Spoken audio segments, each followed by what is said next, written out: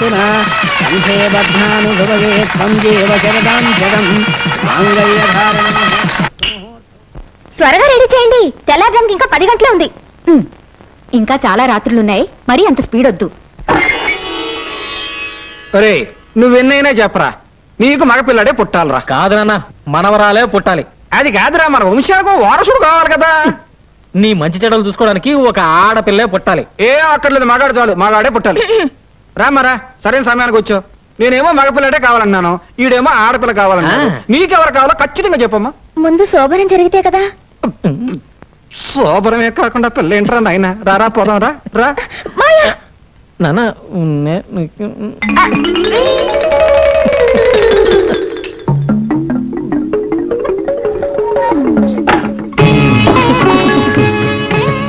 ఇవన్నీ ఎందుకు పెట్టారు?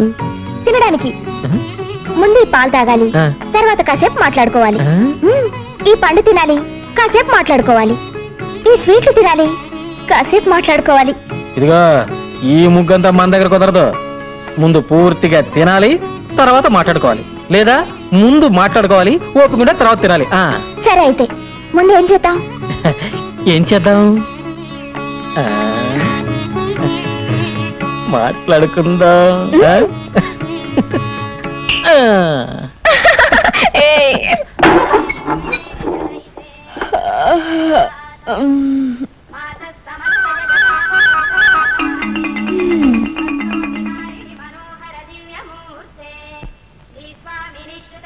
ఏంటి ఈడెప్పుడు వచ్చిన పక్కన పడుకున్నాడు?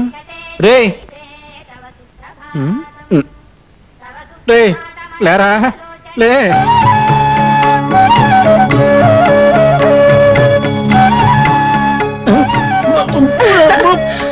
ఏంటి? బ్రష్. ఇక నుంచి పళ్ళు తోకోవాల్సింది దీంతోనే, పుల్లలతో కాదు.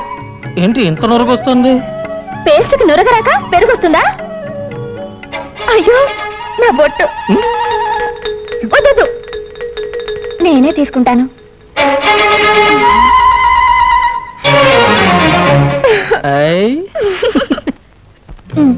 కిచెన్ లోకి పింగాణి సామాన్లు కూడా కావాలి. మా నాన్న అడుగు. బెడ్రూమ్ లోకి పౌడరు, హెయిర్ ఆయిల్ కావాలి. నాన్న అడుగు. ఇవన్నీ మీ నాన్న అడుగుతారా? ఇప్పుడే మనకి పిల్లలతో అర్జెంటుగా కోహినూర్ ప్యాకెట్ పట్టండి. అదేనండి, నిరోధండి. వెళ్ళండి. ఏంట్రా? సామాన్లు కావాలని రాసింది నాన్న. నేను తీసుకొస్తాను అలాగే. సరే, దీంట్లో రాయలేదు. అర్జెంటుగా పొట్లం కోహినూరు కావాలట. ఏంటి కోహినూరా? రే సమయా, కోడలకి అర్జెంటుగా కోహినూరు పొట్లం కావాలంట. అలాగే. అమ్మయ్యా, ఎన్ని కిలోల ప్యాకెట్ అర్జెంటుగా కావాలన్నాడే. గోపి అయ్యారు బజార్కి వెళ్ళి కోహినూరు పొట్లాలంట, అర్జెంటుగా పట్టరా. ఏంటండి అదే? నాకు మాత్రం ఏం తెలుసురా. ఎన్ని కిలోలండి? పడుంటది, 10 కిలోలు అట్రా.